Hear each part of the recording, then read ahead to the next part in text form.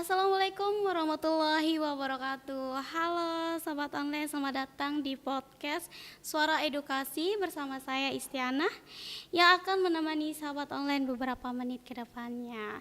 Oke, kali ini kita akan membahas seputar dunia pendidikan. Dan pastinya saya nggak sendirian nih, kita kedatangan tamu spesial yang sangat berpengalaman di bidangnya tentunya. Oke, kita langsung berbincang dengan Wak kita langsung berbincang dengan manajemen SMK Negeri 5 Mataram, langsung bersama Bapak Khairul Fahmi SPDI atau Pak Fahmi nih kita kenalnya. Halo Pak Fahmi, selamat datang. Ya, Assalamualaikum warahmatullahi wabarakatuh. Waalaikumsalam warahmatullahi wabarakatuh. Gimana kabarnya Pak Fahmi? Alhamdulillah baik. Alhamdulillah. Oke, sebelum kita masuk ke pembahasannya lebih rinci, boleh Pak Fahmi memperkenalkan dirinya di sebelah sana ya? Baik, terima kasih. Assalamualaikum warahmatullahi wabarakatuh. Selamat pagi. Perkenalkan, nama saya Khairul Fahmi. Saya sendiri di SMK Negeri 5 Mataram, berada di tim kurikulum. Selanjutnya, selain di tim kurikulum, saya juga sebagai pengajar di SMK Negeri 5 Mataram memegang mapal pendidikan agama Islam. Mungkin itu saja. Baik. Pak Fahmi nih sebagai manajemen di SMK Negeri 5 Mataram, boleh dong sedikit menceritakan tentang profil yang ada di SMK Negeri 5 Mataram itu seperti apa? Baik. SMK Negeri 5 Mataram tepatnya berada di Kota Mataram, di Jalan Merdeka Raya, Kelurahan Pagesangan. Adapun SMK Negeri 5 Mataram secara keseluruhan luas sekolah yaitu seluas 3 hektar. Wah, luas sekali ya, Pak. Luas sekali. Nah, Baik. adapun tentang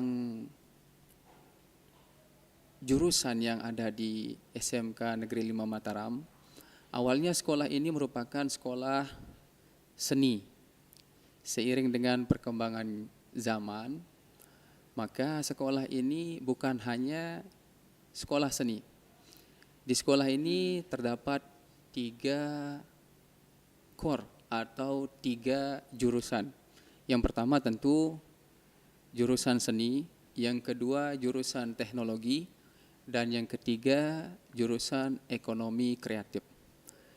Khusus di SMK yang sudah BLUD dan sudah PK, maka SMK itu boleh membuka jurusan lebih dari 2 jurusan. Sehingga kita di SMK Negeri 5 Mataram mempunyai 3 core atau 3 jurusan, yaitu seni, yang kedua teknologi, dan yang ketiga adalah ekonomi kreatif.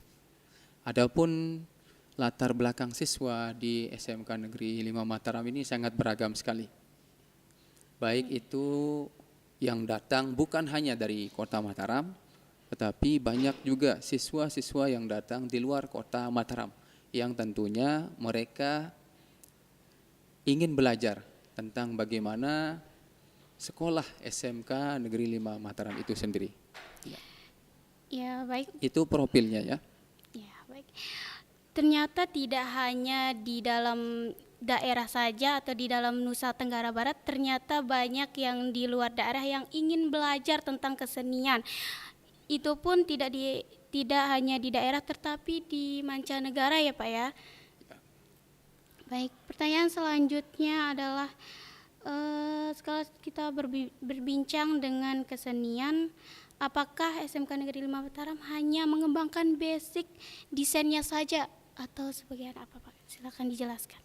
Baik, SMK Negeri 5 Mataram memang salah satu SMK yang mempunyai ciri khas, yaitu dengan ciri khasnya batik Sasambo. Batik Sasambo ini merupakan ciri khas atau hasil karya dari siswa. Batik Sasambo ini kemudian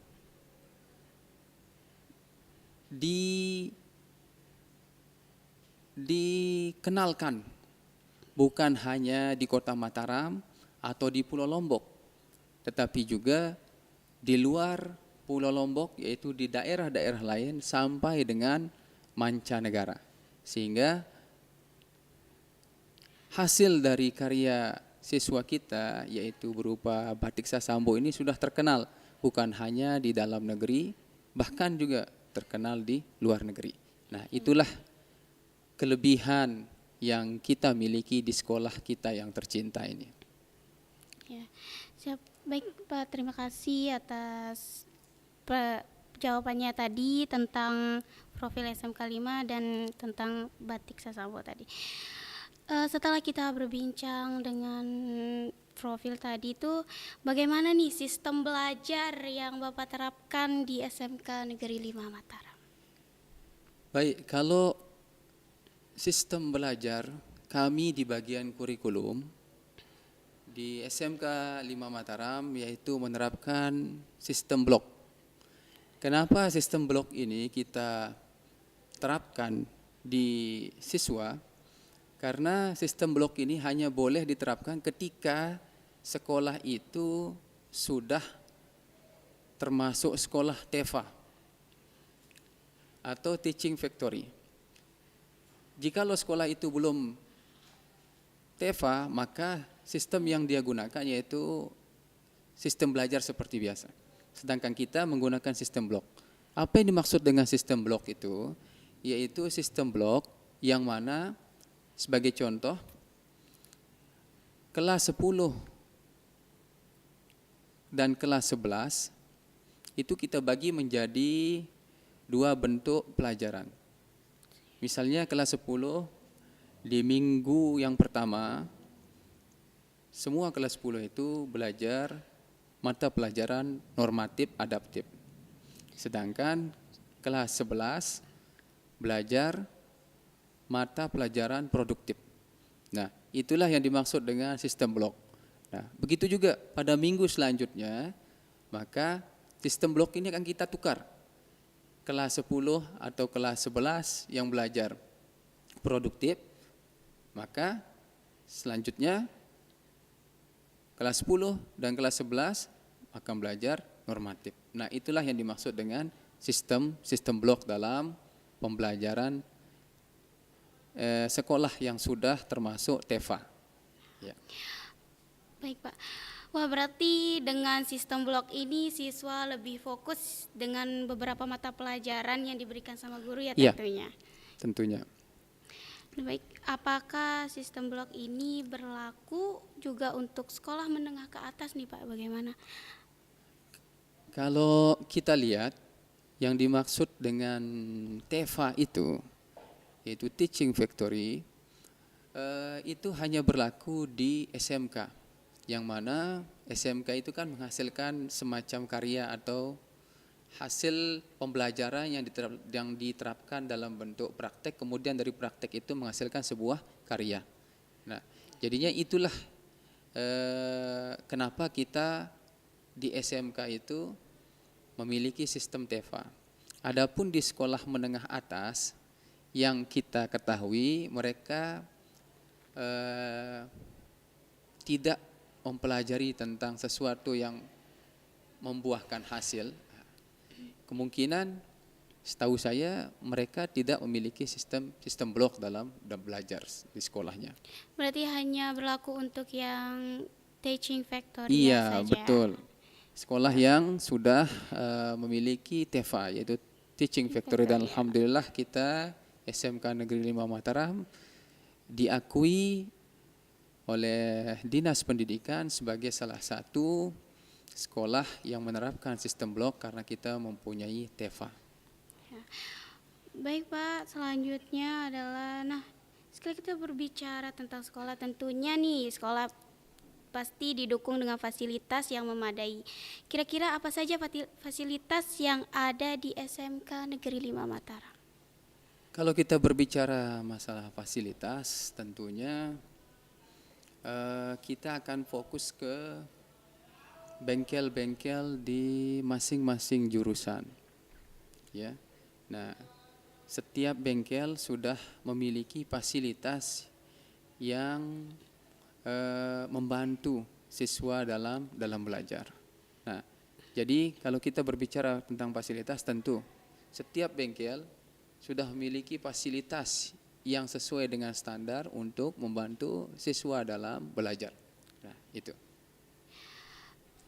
Pastinya dengan mempunyai fasilitas mempermudah siswa ya tentunya. Jelas, tentu. Dengan belajar yang nyaman, Iya. aman. Nah Pak, selanjutnya sekarang kita banyak sekali nih yang menanyakan orang tua yang di luar sana sama atau enggak calon peserta didik baru yang ingin daftar di SMK Negeri 5 Mataram. Pendidikan karakter seperti apa yang dibangun oleh SMK Negeri 5 Mataram? Kalau kita berbicara tentang karakter, tentu yang kita dahulukan di setiap sekolah itu adalah bagaimana membentuk siswa itu memiliki karakter yang berakhlak. Di samping mereka berakhlak, tentunya mereka itu beriman. Karena akhlak dan iman ini memang tidak bisa kita pisahkan. Nah, siswa yang ingin mendaftar atau ingin bersekolah di SMK Negeri 5 Mataram, tentunya itu adalah salah satu fokus atau tujuan kita, bagaimana cara kita sebagai seorang guru menjadikan anak itu menjadi siswa yang beriman dan berakhlak.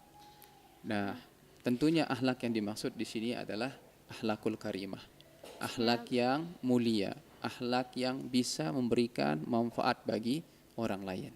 Oke, itu. Ternyata tidak hanya kita bersekolah saja, tetapi kita harus mempunyai akhlak yang bagus tentunya ya. Betul. Baik Pak, ini sudah memang sudah diasah skillnya dari sekolah untuk. Nah, bagaimana peran SDM dalam menciptakan lingkungan kerja yang kondusif di sekolah? Ya. Kalau kita lihat, siswa kita ini berangkat dari SDM yang berbeda-beda. Ya. Tentunya dari SDM yang berbeda-beda itu, setiap siswa juga akan menjadi tentunya setiap siswa itu akan berikan hal yang berbeda-beda pula. Nah, dari itu kita bisa melihat bahwa ketika mereka belajar dari kelas 10 kemudian secara tekun, nah dari sana kita sudah melihat bahwa jikalau anak ini sudah naik tingkat ke kelas 11 atau kelas 12, tentunya SDM mereka akan terus terasah. Nah, kita bisa melihat dari kelas 10 yang paling jenjang yang paling rendah. Nah, akan tetapi kita juga bisa melihat kalau anak ini sekolahnya agak malas, tidak pernah masuk, nah, kemudian jarang mengerjakan tugas, nah, menyulitkan dia untuk belajar, bahkan tidak mau bekerja sama dengan guru, kemungkinan nanti SDM atau sumber daya manusia yang dimiliki ketika mereka naik ke jenjang yang lebih atas, kelas 11 dan kelas 12, tentunya itu akan menyulitkan mereka. Sehingga SDM ini sebenarnya kembali kepada diri pribadi siswa itu masing-masing. Betul. Jikalau mereka ingin berhasil, maka mereka harus bersungguh-sungguh dalam belajar. Bukan hanya datang ke sekolah, kemudian menghabiskan uang jajan, atau hal-hal yang tidak memberikan manfaat. Nah, itu dapat mengurangi sumber daya manusia itu sendiri. Oke. Baik Pak, kita kembali ke Teaching Factoria tadi tuh. Bagaimana sih cara kerjanya Teaching Factoria tersebut? Oke.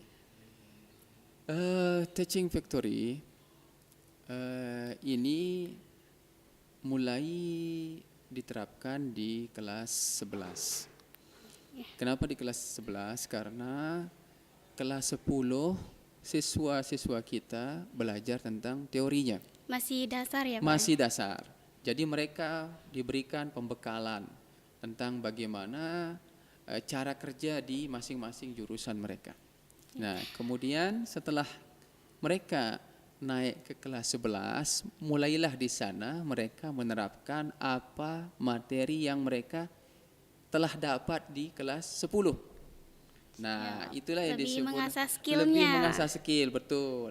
Jadi kalau kelas 10 kita masih berbicara tentang tataran materi atau teori, di kelas 11 dan kelas 12 mereka lebih mengasah skill mereka. Nah, itulah yang dimaksud dengan teaching factory.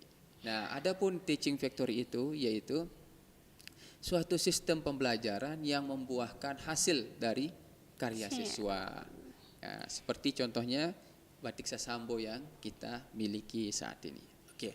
Langsung diolah ya Pak ya dari Betul, SMK langsung Negeri diolah. 5 Kemudian hasilnya ya bisa kita nikmati bersama dengan cara kita menjual atau sebelum kita menjual mempromosikan atau mencari rekanan-rekanan konsumen yang Target kiranya ya, target betul, yang kiranya bisa kita promosikan dari apa yang kita miliki itu.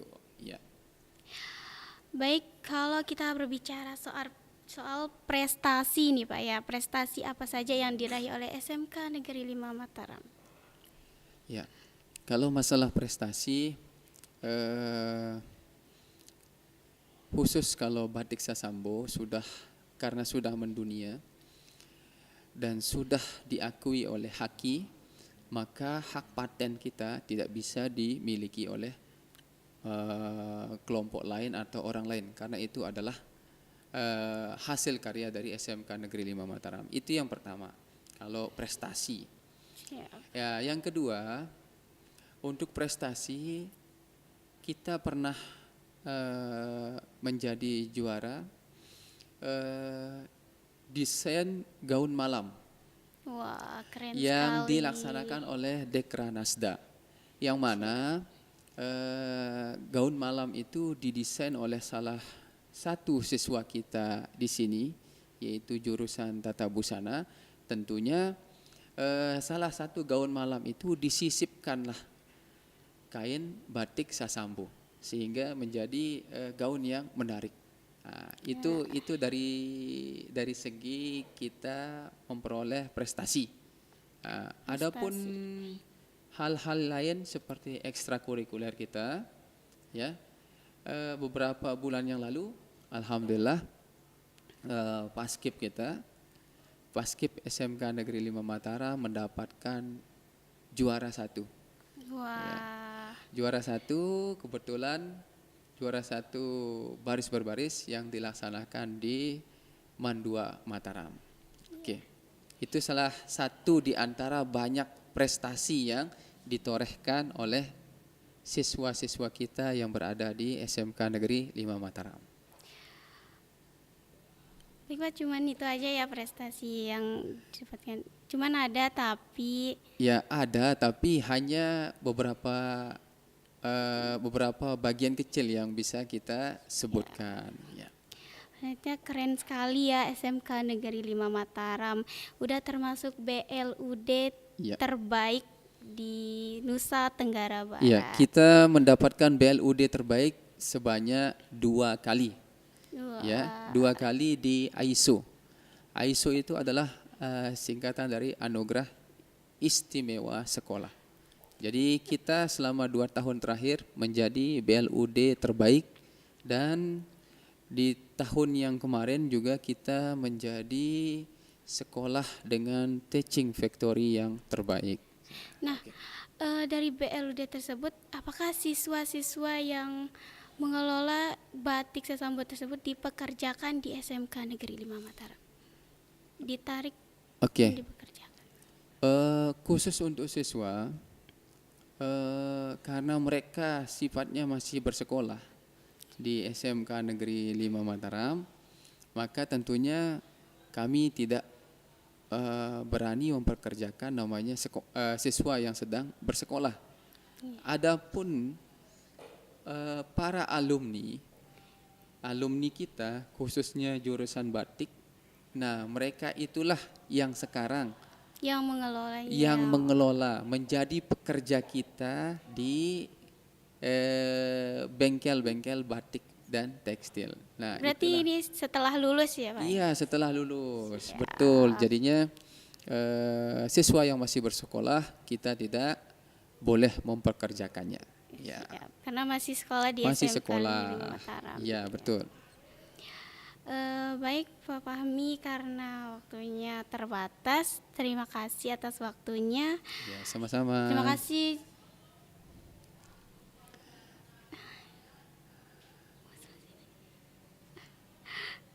Selesai.